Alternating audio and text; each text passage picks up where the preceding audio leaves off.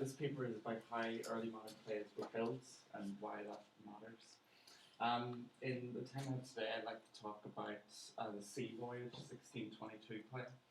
And I would like to suggest two layers in which this conference's umbrella concept of space may be used to explore the play's particular political delineations. So the first half of the paper considers space as a kind of textual category, facilitated through the process of authorial construction, how the play was actually made.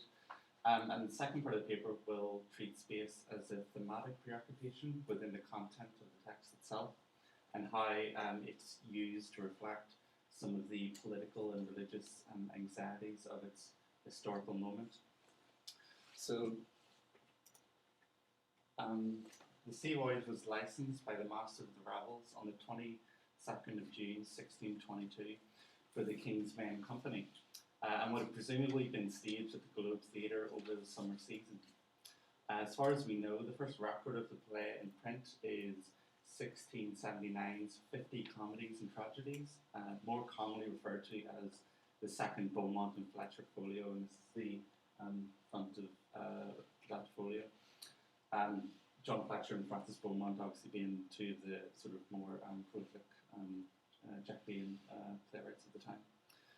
The play itself was not actually written by this famous partnership, though. Rather, subsequent editorial and bibliographical scholarship has identified the play as the work of Fletcher and Philip Massinger, a regular collaborator with and the eventual successor of Fletcher at the head of the King's Men Company after the famous playwright's death in 1624. The play is centred around a group of desperate French pirates who are shipwrecked on an unnamed island, which is inhabited by a group of Portuguese women. These women, though once civilized, have since taken on the customs of fabled Amazonian communities. And the play details the kind of various tragicomic misunderstandings and reconciliations which ensue. So the bulk of the play is a romantic plot concerning Albert, a French pirate, and Aminta, who is a French virgin that is on board. And it's about how they sort of fall in love with each other and about the conflict between the pirates and the Portuguese women on the island. With its story of shipwrecks, marooned courtiers, strange natives, and foreign riches, the play sits comfortably alongside other so-called voyage plays performed in London's early modern theatres, plays such as Shakespeare's The Tempest, which is the most kind of famous example. The English theatres were periodically reflecting and refracting the various wonders and anxieties generated by the development of new global lines of trade and commerce and the proto-colonialist adventures of English naval power, generating an appalled fascination which was registered in the theatrical presentations of domestic masterless men, the extravagant waiting stranger that is Shakespeare's Moor, or Johnson's Venetian Charlottes, who are sort of grotesque amalgamations of international consumer culture. Many critics have, over the years, offered a taxonomy of English culture's general uneasiness with travel and with mobility. And today I'd like to suggest a kind of localized articulation of this in the Sea Voyage in relation to the environment of early 1620s England. Now, the play's anchorage around foreign spaces and sites of alterity has traditionally invited the attention of scholars interested in matters to do with early modern colonialism. But I would like to suggest that in the context of the early 1620s, this preoccupation with foreignness and with spaces of foreignness offers a way of reflecting on England's status as a Protestant nation and its relations with its European neighbours. So I think the Sea Voyage articulates deeper anxieties about the stability or instability of identity and the effects which foreign spaces may have on it. The impression given by the play is one of disturbing categorical slippage, where previously solid distinctions give way to new sets of fluidity between supposed opposites. So there are a number of reasons why I think this might be interesting or important in terms of the early 1620s. One of the reasons is the ongoing question in English culture about the situation in Northern Europe, the Bohemian territories and the Palatinate, which is sort of around where we sort of know sort of modern Germany. So in 1618, the Protestants in the country rebelled against the Catholic rulers and installed James I's son-in-law, Frederick, as their Calvinist king. This excited contemporary Protestant hopes about the future of European Protestantism as a kind of project. But by 1622, when the sea voyage was being performed, Frederick's forces had been defeated by an assortment of Catholic military powers, primarily Spanish.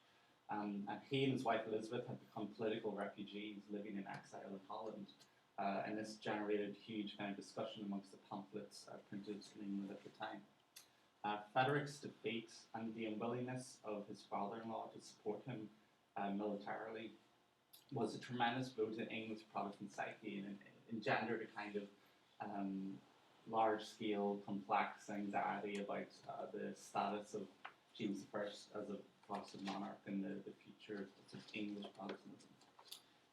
Operating simultaneous to this was English Protestantism's increased discomfort with the Stuart family's confessional intimacy with Catholic Spain, primarily in the pursuit of a Spanish match for Prince Charles.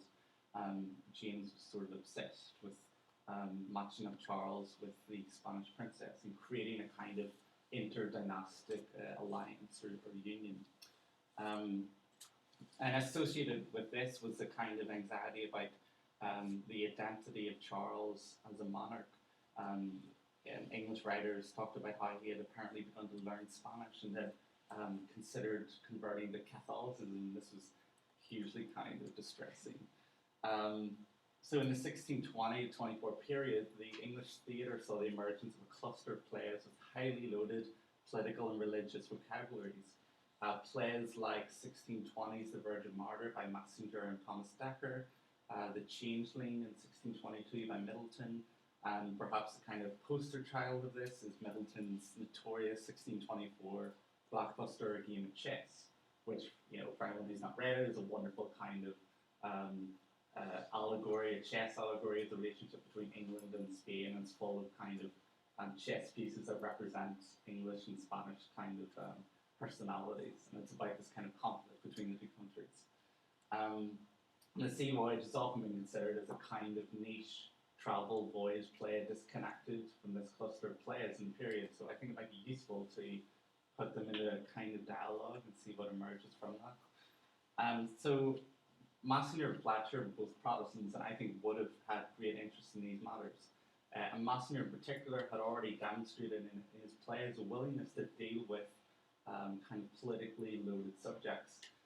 The Virgin Martyr, which I kind of mentioned from 1620, is a collaboration between Massinger and Dekker, which uses the allegory of persecution of Christians in ancient Rome as a way of talking about what's going on in Europe and what's going on in Palatinate. So he was kind of already interested in these issues.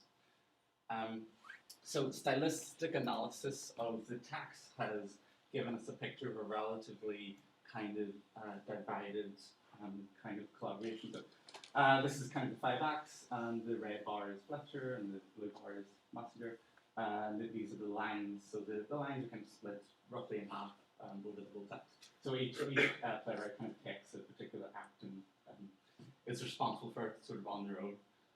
This practice of dividing up acts between playwrights was a kind of relatively common way of creating collaborative texts in the period. The idea of the act as a kind of unit of textual currency was fairly widespread in the records left us by Philip Henslow, the theatre manager. He records how he's paid. There are a lot of plays with, say, 5 writers, where he pays all the writers a kind of equivalent amount of money, and the suggestion is they all kind of did an act. And in the letters between Henslow and Robert de Bourne, who was a playwright at the time, they record this kind of incredibly tense kind of correspondence where de Bourne's constantly trying to write material to send to Henslow, and he's he says things like, "I'm almost done with this scene, I'm almost done with this act. I'll get it in next week." You know, kind of reminds me of my relationship with my sort of supervisor. Eventually he would give up on a particular play and say, "Well, I've done 3 acts. I'll give the other 2 acts to someone else. Or I'll give the final act to this other playwright to do." So the idea of doing an act on your own is pretty kind of common. In terms of collaboration itself, as a practice, my kind of approach to collaboration is to think about it as a process of negotiation between agents. The kind of traditional way I think about collaboration amongst critics of Massinger, particularly, is as a kind of inconvenience, textual kind of reality. So near the late 80s and early 90s, when people started looking at Massinger's collaborative plays, and he was a hugely collaborative playwright who wrote half of all his plays were collaborative plays. The language was one of harmony or disharmony, so they would complain if different sections didn't link up well, and they would complain about a lack of integration between Massinger and his collaborators. I think it's a kind of quite reductive way of thinking about it, so I prefer to think about it as kind of negotiation between interested agents, a kind of land dispute in a way in which areas are kind of parceled up and borders are established. So part of this negotiation is the process of constructing a plot scenario that both writers would have worked on. So by this point in Massinger's career, him and Fletcher were on kind of equivalent sort of levels. Massinger had been working with them for a while, and he worked his way up. But it's probably likely if Fletcher was the lead playwright, or else they worked together in coming up with the plot. Plots were briefly kind of outlines of how the play would go and what the significant events were in each act. Most people think about plots, think about the playhouse plots, which were outlines posted in the back of the theatres that actors could use for entrances and exits. But a lot of work has been done showing how playwrights would construct plots together or on their own, and the actual construction of the play would sort of flow from this. So basically, just what I think is interesting is that it's kind of split half and half. But Fletcher writes the first act, and usually first acts in these collaborative plays were kind of largely exposition, setting up what would happen. But after that, Massinger gets a large kind of proportion to work with. He gets a large kind of share of the text. Essentially, he gets much more space to pursue items of his own kind of philosophical or ideological interest. So I think what probably happened here is that Fletcher was more concerned about making the play a kind of exciting, theatrically compelling success of the Tempest. So the first act opens with the scene of the shipwreck and then being marooned on the island. It's very bombastic and it's very kind of theatrically engaging. So my sense is that Fletcher was more concerned with just making sure that part was kind of done right. So we did the first act, and then after that, the play is not very plot intensive. So I kind of get the impression that he handed off a lot of kind of space, a lot of the filler, almost in a way, to Massinger. So Massinger gets a lot of space to kind of work with, basically. So the action of the play is constructed around the breakdown of physical boundaries from the physical body of water, which the opening, the ship sails over, to the river, which splits the island in two. So one half of the island is this community of Portuguese women, the other half is where the French pirates come aboard. Much like travel literature of the time, the play translates this sense of spatial fluidity into social and ontological forms of fluidity. So the normative, cultural, and social categories become disrupted or inverted. During their isolation on the island, the previously civilized gentlewomen Portugal revert to the signifiers of the uncivilized or barbarous Amazonian warrior culture, echoing a familiar anxiety about Westerners going native in their encounter with the foreign other. The characters repeatedly invoke bestial form of rhetoric, which blurs the distinctions between human and the non-human. They say things like, they say they are gentlemen, but they are mongrels, and I'll whip them like donkeys, saddle them, ride them, do what I will. The space of the island facilitates a realignment of England's traditional gender-based power dynamics in which women were relegated to positions of relative social and economic powerlessness. So that on the island, the Portuguese women were able to fashion a new commonwealth based on matriarchal rule, and after a series of common misunderstandings, they eventually dominate physically and humiliate the maroon French pirates. Albert, one of the pirates, acknowledges this exchange of identities that the island fosters, saying, when he expresses admiration for Aminta's physical fortitude and comments, "Sure, now we have changed sexes." Although both writers display an interest in the trope of otherness as a categorical disturbance, I like to show how it is in Massner's contributions in 2, 3, and 5. In particular, which go further than this and promote the construction of the island as a space of dangerous Catholic foreignness, echoing kind of anxieties about Catholics being, etc. So one of the play's most pronounced features is a recurring focus on the incongruity between appearance and reality, fermented by the imagination's capacity for self-deception.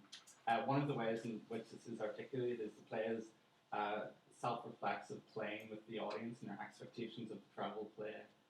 So Fletcher and Massner seem to be poking fun at the expectations that the audience has and that the pirates have. So there's a series of scenes in which the pirates come aboard the island and they see, for example, the Portuguese women, and they explain, look at these strange kind of natives, how bizarre they are, and the women are like, no, we're Portuguese women. And there are scenes in which they encounter things that they think are strange and exotic, but are not. So it's kind of making fun of the tropes of the genre. There are also scenes in which they use descriptions of the island that are familiar to the kind of idealization that you get in the period where foreign spaces, particularly the American islands, are Edenic spaces of the land of milk and honey, etc. And there are lots of scenes in which a character says this and another one says, no, what are you talking about? This place is horrible, there's no food, the river's terrible, nothing grows, etc., etc. So it seems to be poking fun at the expectations of the globe audience, I think. So these themes that are established by both playwrights and are established particularly in the first act, basically the incongruity between appearance and reality and the misconceptions of a faulty sort of thought process, are continued and expanded in Massenger's contributions to the text. So in Act 2, in an exchange between Albert and Aminta, we see an ambivalent approach towards the capacity of the imagination to function properly. The scene opens with both characters wounded, starving, desperate, Aminta assuring her lover that her weakness is not for what I suffer in myself, but rather to imagine what you endure. Here, the empathetic capacity of the imagination is powerful, but potentially self-destructive, capable of inducing in itself an immense amount of suffering. For characters already weakened by the ravages of physical hunger, the imagination provides relief in the fantasy of sustenance. So Albert notes when kissing Aminta's lips that methinks I am at a banquet, a refreshing banquet. The sleep that, quote, deceives hunger with imagined food misleads these individuals as to the true nature of their reality, merely making a promise of some future satisfaction goes unfulfilled, but suggests the imagination's formative role in the construction of subjectivity. The capacity of the imagination is more openly acknowledged in the second scene in the act, which invokes a language of consumption in order to eroticize it. So in conversation between various Portuguese women, Giulietta, Capolita, and Crocal admits, I confess, imagination helps me sometimes, and that's all is left for us to do, and we might starve Alice.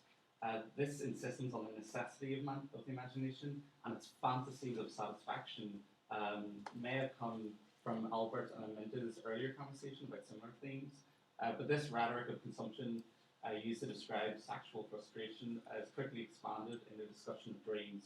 So Crocal says, I have strange visions. Visions, Crocal? Yes, and fine visions too. She goes on, that last night, as I lay in my cabin between sleeping and waking, she goes on to describe to the other women a recurring, heavily sexual dream she has, in which a sweet young man, in years some 20, took me in his arms and kissed me 20 times over. Then, in dialogue which recalls Caliban's description of waking from ecstatic dreams in The Tempest, she describes the trauma of being denied an imagined sexual climax as reality intrudes upon her musings. It says, and when methought he was worn by my side, thinking to catch him, I stretched out my arms, and when I felt him not, he shrieked out and wept for anger. It was a pretty dream. Quickly following these discussions of dreams and fantasy, Albert enters and ravaged from hunger and delusion. He displays a loose grasp on the reality of the environment around him. So he enters the stage rambling in a state of delirious ecstasy, and he says, "Sure, something more than human keeps residence here. For I have passed through the Styxian Gulf and touched upon the placid shore. 'Tis so, this the Elysian shade." Of course, the character of his description of the island sort of providentially inspired Blessed Shore recalls the sort of colonious Edonic tropes already mocked in Act 1. But the play's interest in imagination and dreams, while being hardly unique amongst the drama of the period, nonetheless invites a kind of political reading. Critics such as Adrian Street have argued convincingly that fantasy was a politically loaded kind of discourse at the time, given the philosophical fallout from the Reformation. This becomes more evident as Albert's dialogue continues. He says it takes on a rhetoric of piety and devotion. He calls women goddesses, nymphs of Diana's train, and declares before collapse that all perfection is what mortals may resemble things divine. And when he is revived by Clorinda, daughter of the governess of the female community, he continues in the similar vein. He says, "What new vision's this? To what goddess do I owe this second life?" He labels her more than mortal and offers to humbly kiss the happy ground you have made sacred by burying of your weight. So Massner's insistence upon this sustained language of piety and adoration expands potential meanings, readings of the moment, from simply a kind of typical Petrarchian idealization of an addressed lover to a misapprehension of the profane as sacred. Albert sees the sacred where it doesn't really exist. And this invites questions about early modern practices of idolatry. So Albert's invocation of the sacred expands on the play's weariness with perception, embracing the realm of the religious and twinning vocabularies of piety and cognitive confusion, which recalls the ungodly Catholic practices of idolatry. So the issue of idolatry in early modern England was not simply a matter of statues and paintings, which of course could always be removed from churches, but was symptomatic of large anxieties about the dangers of mental misperception. So Calvin, who was not afraid to take observations to the logical conclusion, was well aware of this, writing in the Institutes of the Christian Religion that, quote, "The human mind is, so to speak, a perpetual forge of idols. The mind, in its way, conceives the idol, and the hand gives it birth." Albert's encounter with the English ladies is intended to be broadly comic, but I do think it invites these contemporary philosophical problems as well. Now, in conjunction with these Catholicized cognitive practices, Massner's Act 5 presents a ceremony which seems to be a kind of grotesque, almost parodic transfiguration of Catholic ceremonial and sacramental practices. By this point in the text, Rosilia, who is the governess of the female community, has captured Albert and another Frenchman, Raymond, and is planning to sacrifice them because she perceives them to be transgressive against her community. This culminates in Act 5, Scene 4, which opens with the stage direction. Enter severally Raymond, Albert, and Aminta, horde music, an altar prepared. In the act of physically presenting an altar on stage, the play was engaging with a stage property, which acted as a material focus for much of the cross-confessional divisions and conflicts which preceded the fallout from Henry and the various kind of transformations of England in the previous century. So this was an ideologically provocative move by the playwrights, but nonetheless it's unclear what the exact physical and cosmetic attributes of the altar were. It's hard to know exactly what the altar looked like on stage. So there's this degree of ambiguity in the description.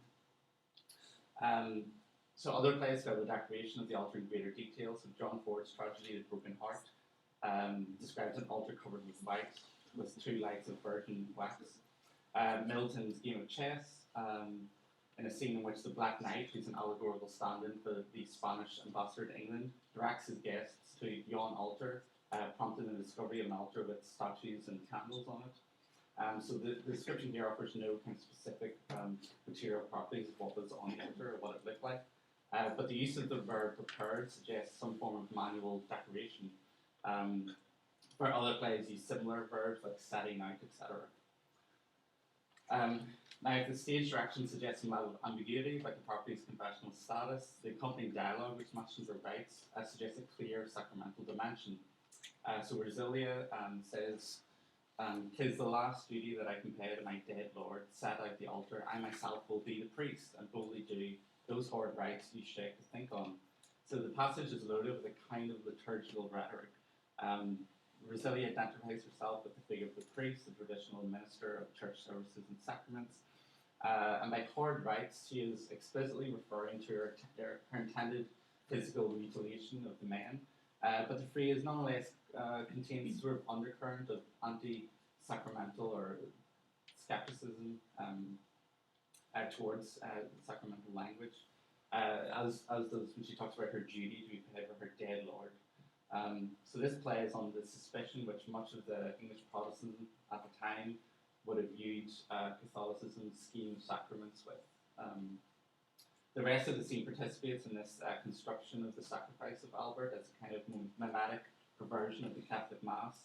The horrid music which opens the scene, which will probably be trumpets, I think, may be read as a kind of grotesque copy of the church music which would have accompanied the performance of the Mass.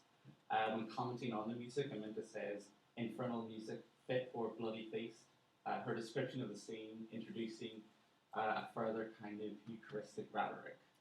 Of course, the sacrament of the Eucharist was itself a kind of physical and literal feast.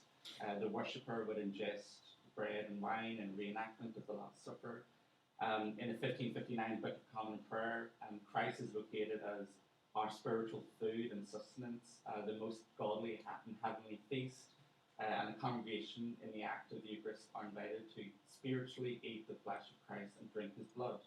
By designating the consumption as bloody, Massner may have been evoking associations with a particularly Catholic mode of framing this consumption, a kind of transubstantiated cannibalism, I guess. And the play is itself incredibly interested in ideas of cannibalism. I can't go into it, but there are lots of scenes where characters become incredibly hungry and decide to sort of turn on each other.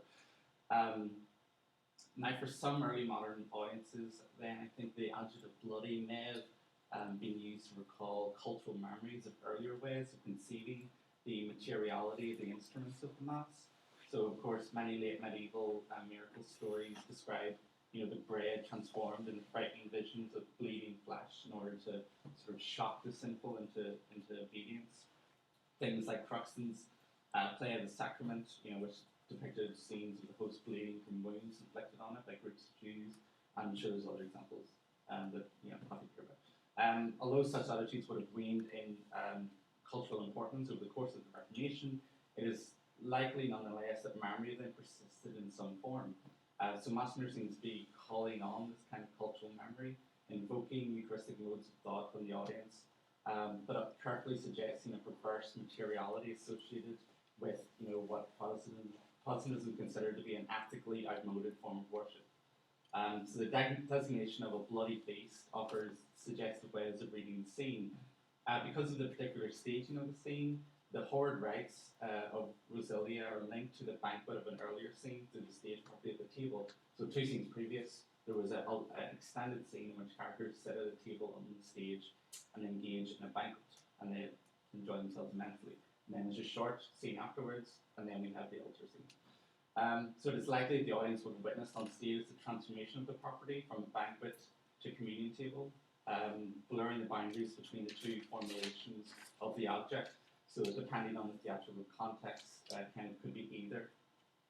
Elizabeth Williamson expounds on this. She writes, "In a theatre, the table was more closely associated with suppers than with rituals, but it is worth noting that both tables and altars were constituted by the objects associated with them, and that without their trappings they were more or less indistinguishable.